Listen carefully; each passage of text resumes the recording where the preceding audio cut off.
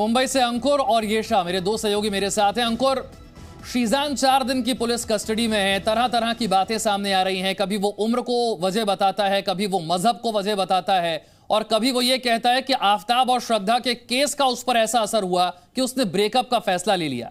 इन बातों को सत्यापित करने के लिए कोई ऐसा शख्स है जो दोनों का कॉमन फ्रेंड हो या दोनों को अच्छे से जानता हो, टीवी सीरियल के सेट पर हो, कहीं भी ऐसा कोई शख्स जिसके बयान से यह साफ हो सके कि शीजान की बातों में कितना दम है?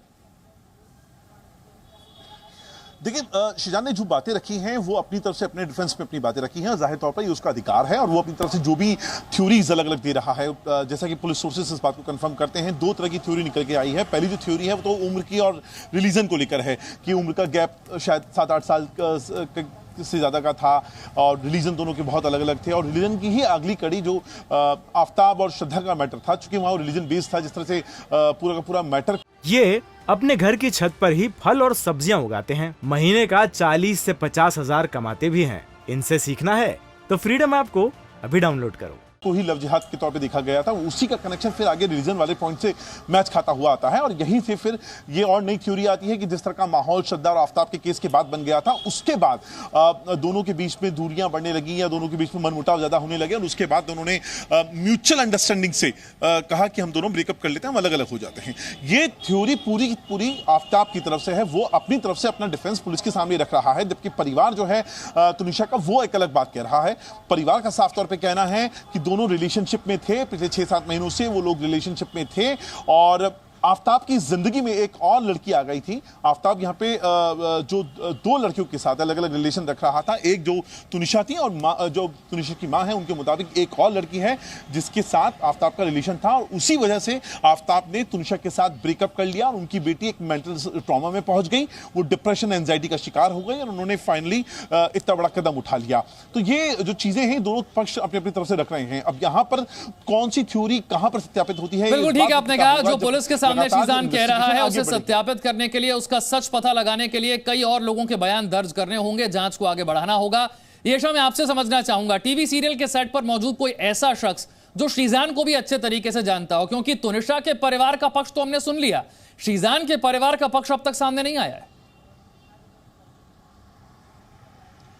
शीजान के परिवार, जहां हम बात करें शीजान के परिवार की, तो शीजान की जो बहन है वो लगातार वाले पुलिस स्टेशन जा रही है। यहाँ तक कि उनका ये कहना है कि उन्हें ये रिलेशनशिप के बारे में पता था। यहाँ तक कि यानी कि तुनिशा और शीजान दोनों के परिवार वालों को उनके रिलेशनशिप के बारे में पता था।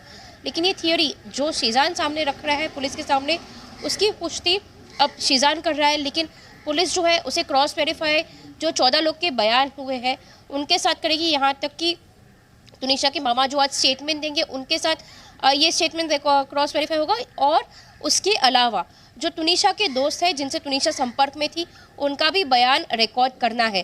तो ये जो थियोरी है जो शीजान सामने रख रहा है, उसकी पुष्टि तब की जाएगी जब जो तुनिशा के दोस्त थे, उनके साथ जो काम करते सहकर्मी थे, क्या ये एक्चुअली में सही है। क्योंकि हमने देखा था कि तुनिशा के एक दूसरे अंकल, उन्होंने ये कहा था कि तुनिशा डिप्रेशन में नहीं थी। दूसरी बात, जहाँ तुनिशा के जो सहकर्मी है, तुनिशा और शीजान के साथ जो काम करते थे उनके सहकर्मी है, वो ये कह रहे हैं कि तुनिशा डिप्रेशन में थी, उसे एंग्जाइटी के अटैक्स आते थे।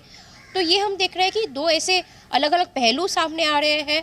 अब उसके जो है पुलिस आगे की जांच करेगी। बिल्कुल, कई और लोगों के बयान इसमें दर्ज करने होंगे और जांच को आगे बढ़ाते हुए साफ हो पाएगा कि जो बातें शीजान कह रहा है उसमें कितना दम है और जो आरोप तुनिशा के परिवार ने लगाए हैं वो कितने सच हैं। बहुत बहुत शुक्रिया मेरे तमाम सहयोगियों का मेरे साथ जुड़ने के लिए। एक और बड़ी खबर आपको बताते हैं, बीजेपी सांसद प्रज्ञा ठाकुर की तरफ से एक विवादित बयान दिया गया और यह बयान है लव जिहाद को लेकर। उन्होंने कहा है कि वो प्यार भी करते हैं, उसमें जिहाद करते हैं। वो प्यार भी करते हैं तो उसमें जिहाद करते हैं। हिंदू आत्मरक्षा के लिए घरों में चाकू रखें, कोई हमला करे तो जवाब देना अधिकार है। सुनवाते हैं आप। लव जिहाद, उनके यहां जिहाद की परंपरा है। कुछ नहीं मिला तो लव जिहाद कर दिया।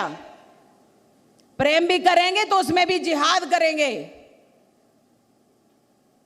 तो हमारे यहां भी प्रेम किया जाता है, भगवान से किया जाता है। सन्यासी भगवान से प्रेम करता है। लव जिहाद करने वालों को लव जिहाद जैसा उत्तर दो।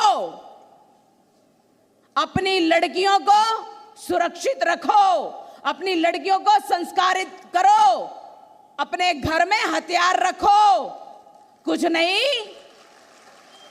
तो सब्जी काटने वाला चाकू जरा तेज रखो, स्पष्ट बोल रही हूं।